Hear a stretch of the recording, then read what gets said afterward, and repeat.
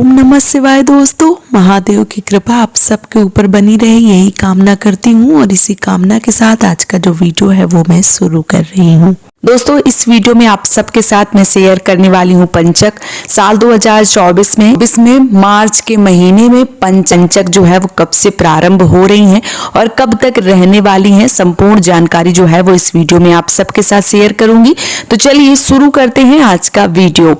पंचक को बेहद ही अशुभ माना गया है। 5 दिनों तक चलने वाले पंचक में कोई भी शुभ कार्य करने की मनाही होती है।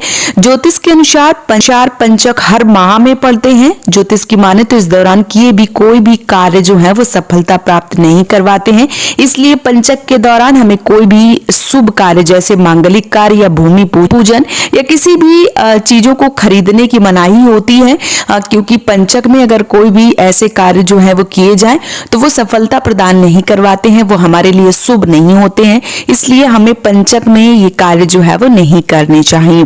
पंचक जो है वो कब से प्रारंभ हो रहे हैं, तो पंचक साल 2024 में मार्च के महीने में जो पंचक है वो कब से शुरू हो रही हैं और कब तक रहने वाली हैं, आइए जान लेते हैं। तो मार्च पंचक जो है वो 8 मार्च को साल 2024 में दिन शुक्रवार से जो है वो लग रहे हैं रात्रि के 9:20 और 12 मार्च को रात्रि को 8:29 तक जो है वो रहने वाले हैं। दिन जो है वो मंगलवार पड़ने वाला है, तो इस दिन तक जो पंचक है वो लगे रहेंगे। इस बीच आपको कोई भी शुभ कार्य, कोई भी मांगलिक कार्य जो है वो नहीं करना चाहिए, क्योंकि पंचक में कोई भी अगर कार्य करते हैं तो वो शुभ नहीं माने जाते हैं। पंचक के दौरान आपको कुछ कार्य जो है वो बिल्कुल भी नहीं करने चाहिए।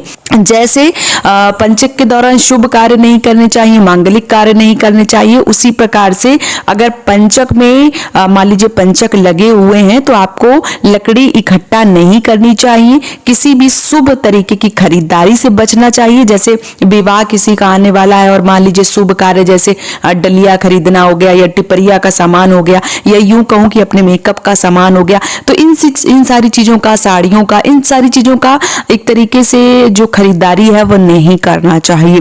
और जो पलंग होते हैं वो जो पलंग होते हैं या चारपाई होते हैं वो नहीं बनवाना चाहिए, नहीं बुनवाना भी नहीं चाहिए। साथ ही साथ नए कार्य की शुरुआत नहीं करना चाहिए, ये भी अशुभ माने गए हैं, क्योंकि इन कार्यों को अगर किया जाए इस अवधि में तो ये शुभ फलों की प्राप्ति जो है वो नहीं करवाते हैं।